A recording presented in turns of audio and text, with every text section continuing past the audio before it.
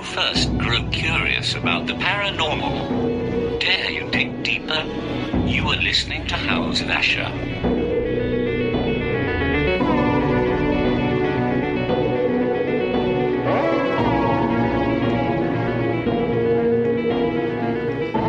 And welcome to the House of Asher. I am your host, Steve Asher. And you know, it's been a crazy 2020. We, at the time of this recording, are right about mid-January of 2021, and I'm really hoping it's much better. I hope, for everybody's sake, that regardless of what the cause of the virus is, and I don't know if we'll ever really know the truth behind it. We know what we heard come out of China. We know what we've had come out of the American press, and also press from around the world. And for me, it's just not clear. And again, maybe it's not a thing of where it comes from, but where it goes. It is interesting that it seems that people will make predictions, and wow, they are just dead on, especially governments. It's almost like they know what's happening before it happens. Interesting. But I probably should say, welcome to the show. Welcome to 2021. Let's pray for something better. I do want to give a big shout out to Para UK Radio. These guys are kind enough to carry my show worldwide from pole to pole, and it doesn't matter if you're in a skyscraper, a mud hut, a home on the water, a home in the sky. Who knows? Maybe it's even being picked up by astronauts in the Space Center, and if so, follow the star till morning. But I do also want to say, you may be listening to me on Spreaker. You may be listening to me on iHeart, iTunes, SoundCloud, just gobs of other stuff, Spotify. And I should probably say, just to get it out of the way, you can follow the show also on YouTube and hear from different people I've interviewed. Also, you can go to YouTube and see interviews I've done with other hosts. Everything from goodness gracious, coast to coast, just everything. There's all kinds of great people who have been kind enough to have me on talking about my own thing, which is a lot to do with the paranormal and folklore and ghosts, which gonna touch on a little bit of ghosts tonight. So it's a little bit of a step back to my old neighborhood, but it's a little different. I've never really touched on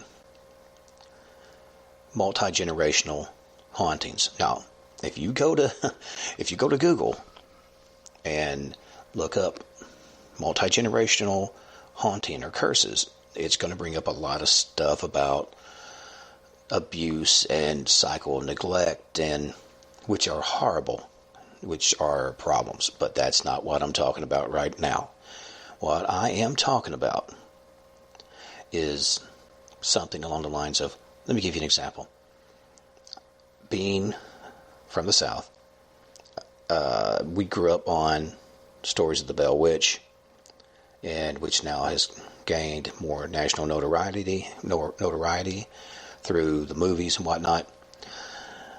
But that's kind of what I'm talking about. I'm talking about where you have one person who initially has a haunting, and then you end up having, be it their kids, grandkids, whomever, maybe people have moved on and whatnot, but they're still having this experience.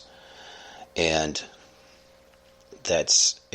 what's really strange is it seems like it's the same entity. You could go, hypothetically, you could live in a location, have a haunting. You and your kids move to another location and have a different haunting. It's still haunting activity, but it's maybe a different entity. Maybe it's a different looping type of haunting. Maybe, for whatever reason, it's a poltergeist haunting. Maybe you have a teenager, putting off lots and lots of brain chemicals and growth and all that, which is a lot of times people say that's what centers around paranormal activity. Adolescent kids, they have tons of energy, and sometimes apparently it manifests in this way. But I'm talking about you are dealing with whatever it is, a shadow that does the exact same thing, an entity that more or less keeps the same sort of form, the same sort of modus operandi. It does the same thing, it does at the same time, and it makes the same sounds, the same smells, or whatever, for decades, maybe even hundreds of years. First of all, how does this affect the person or the family line? You can't grow up normal like this, and I use normal in air quotes because what is normal? But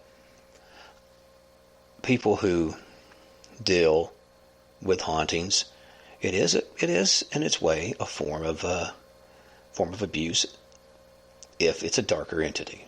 Now, this is not necessarily true of something that is stuck there. There's about as much as a victim of their situation as anybody, probably more so.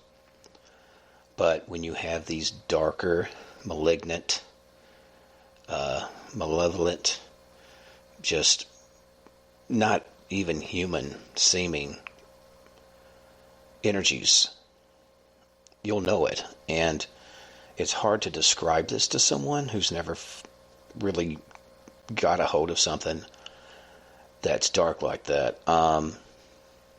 Again, I've worked through a lot of different correction systems. I've seen really, really horrific qualities in humans, and the after effects of that, and that's pretty dark. But I'm talking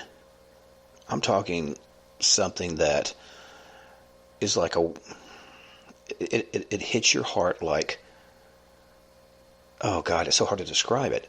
It is, you have stepped completely out of anything rational. These things do not think, behave, act in any way human. And you're left usually spinning your wheels, don't know how to handle it. And generally it seems like these people get more demoralized.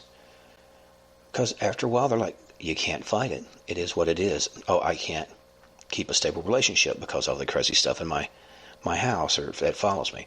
Oh, the kids, they're having problems in school. They're not able to have normal relationships and friends over because stuff, slides across the room, or people's getting thrown, or people's getting scratched. All this. It's like whatever it is hell-bent on shutting you down. And I've heard different theories.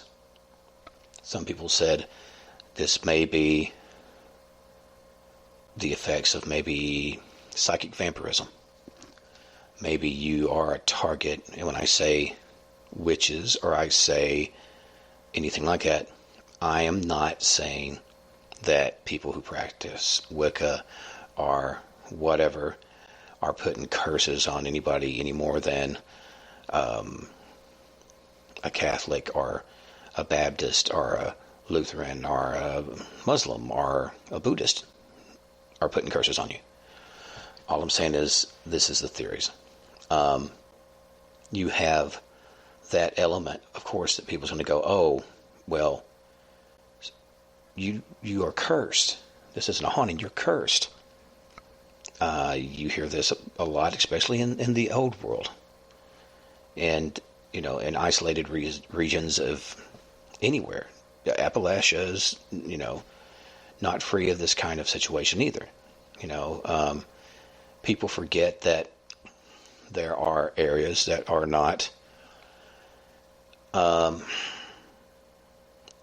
which are virtually unchanged from how they lived, or maybe their grandparents lived. It's just it's a land out of time.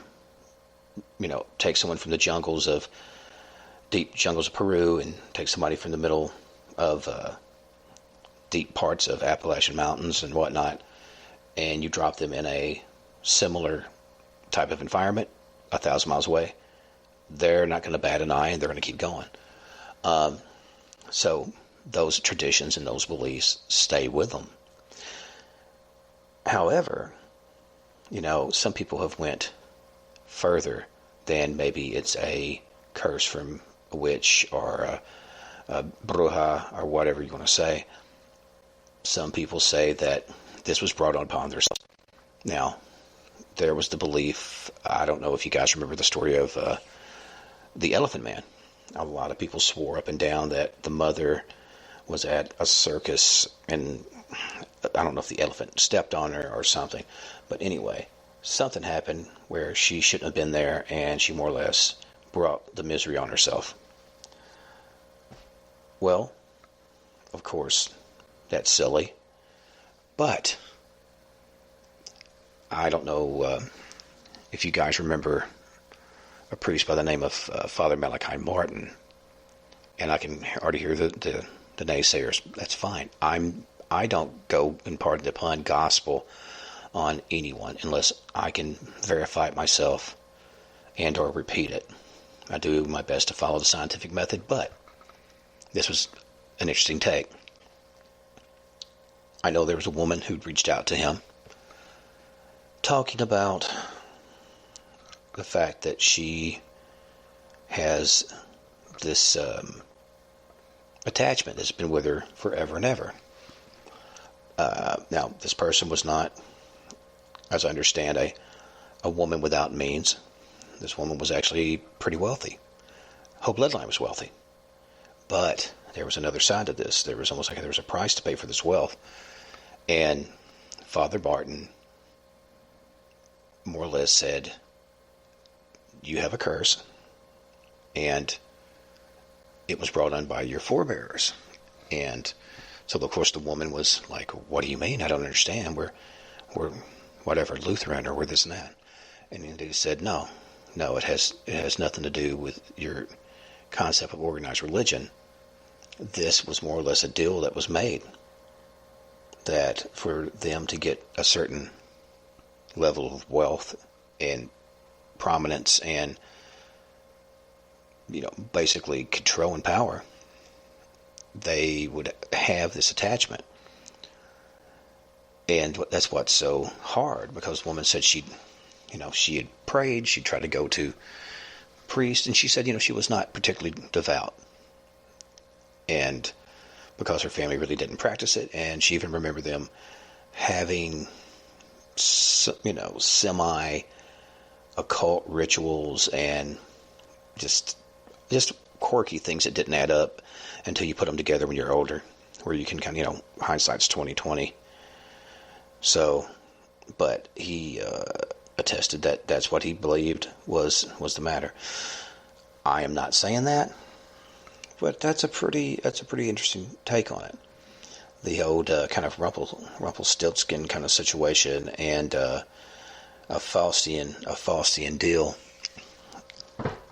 I, again, don't know what I feel about that. I would say, just as a counter, maybe this is nothing that they did any more than a person who has a recessive trait of diabetes marries another person with a recessive trait of diabetes. It ups their chance of having children and grandchildren with diabetes. On that same note, if you get with someone who, whatever reason, genetics, I'm not necessarily talking about like HR negative blood, but certain people are more empathic, certain people are more attuned to energies, spirits, whatever you want to call it. And I think more or less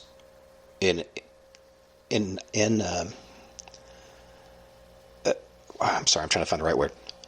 Without cause, without choice, they're basically building living, breathing ghost magnets. I've never heard anybody else talk about this. I'm probably the first one. But again, it all comes down to we're all electromagnetic machines. And soul energy is kind of in that equation. But I think just like certain people are better hunters, some people are better salesmen.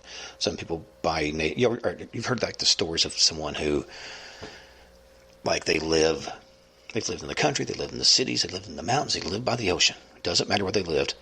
They're getting hit by lightning.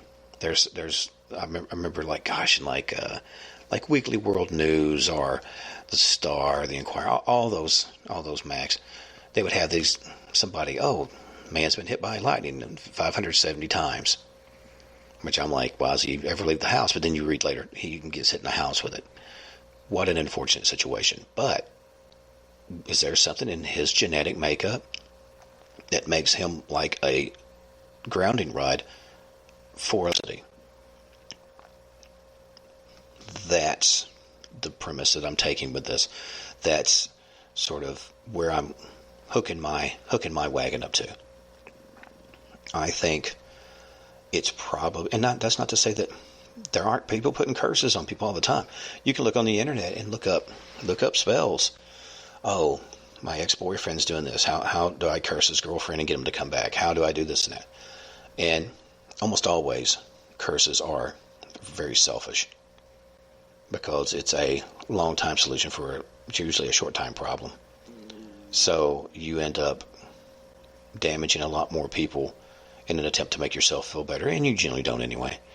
But yes, curses in regards of the processes and the ritual to cast them exist.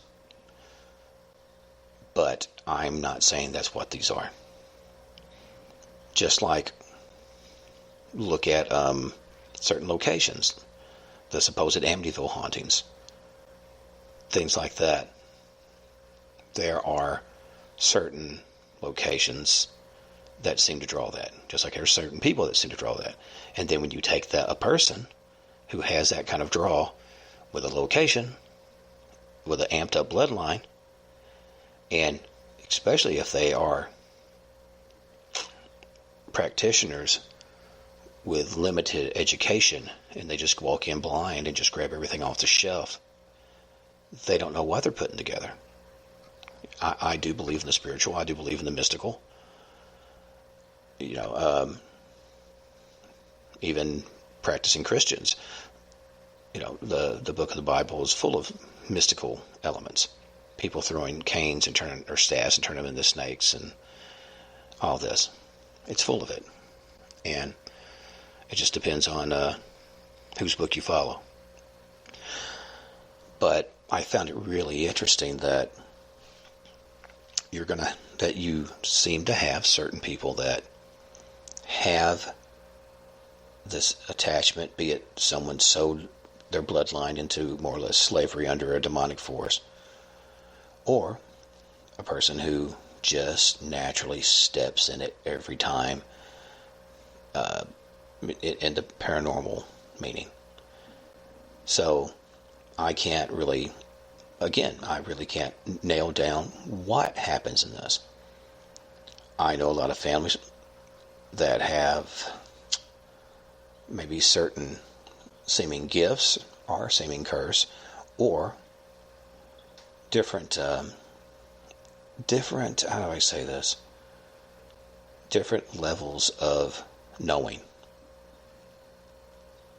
So, is that in itself a form of haunting, but is it sort of a positive haunting? Is it sort of this entity or this unknown entities are giving them a little edge up?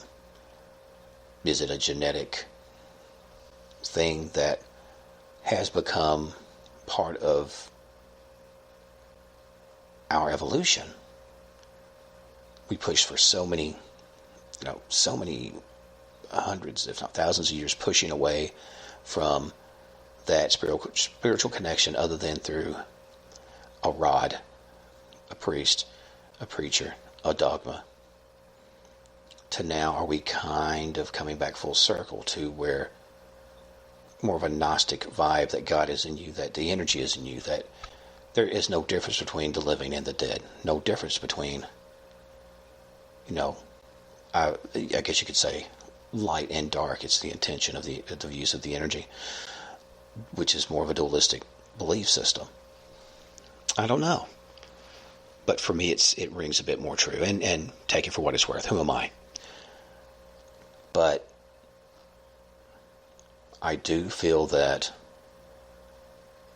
in the end, you're gonna find. I would love to have like 1,000 people that's had this type of, what would you consider a family curse, family haunting, a whatever you want to call it, mystical bloodline. I mean, gosh, even look at the royal family. I was looking at a book that was talking about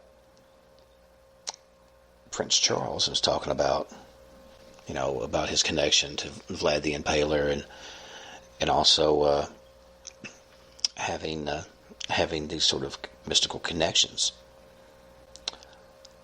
But you see some who do very well, that have, massive plots of land and coffers full of gold and all that. But there's always a price. There's always some misery. There's always some loss. There's always a price. But then you also have some that are, from the day one, seemingly downtrodden and carrying the yoke of whatever this energy is decided to throw its way. So, I don't know. Again, I have more questions than answers. But if I ever cross over, which I'm sure I will. Last I checked, I wasn't immortal. I hope to be able to come back and give them a little heads up on what's going on, to where maybe my descendants will have, if not a leg up, a little bit more of a fighting chance. Which isn't that what all of us want? For our children and our grandchildren to be able to have a healthy life, spiritually, as well as physically. I think that's true. The older I get, at least that's what feels more important. But I will probably look into this more as time goes on. And as I said before, I hope you guys are having a decent first of the year. As you know, things have went mad here in the U.S. I'm in a small community in the South, and I'm watching these things unfold like just things I wouldn't have thought I would have ever seen, and that probably comes from a certain entitled American mindset, and okay, maybe I'm guilty of that. But it's sort of that it can't happen here thing. I know it can, but I just didn't think things would pop off as quick as they did. Which makes me worry. Maybe we're all cursed. Who knows? But I want you guys to make sure to have a pleasant day. Enjoy the sun. Get out there, make some memories if you can. Take your precautions, but as the sun sets behind the pines and the shadows grow long, make sure to check behind your bed and your closet. Back down the winding way, you may find something dark and menacing, or you may learn something, because there is fear in learning. But until next time, I want you to love each other, love yourselves, and above all, my friends, thank you for joining me here at House of Asher. And please stay scared, everybody.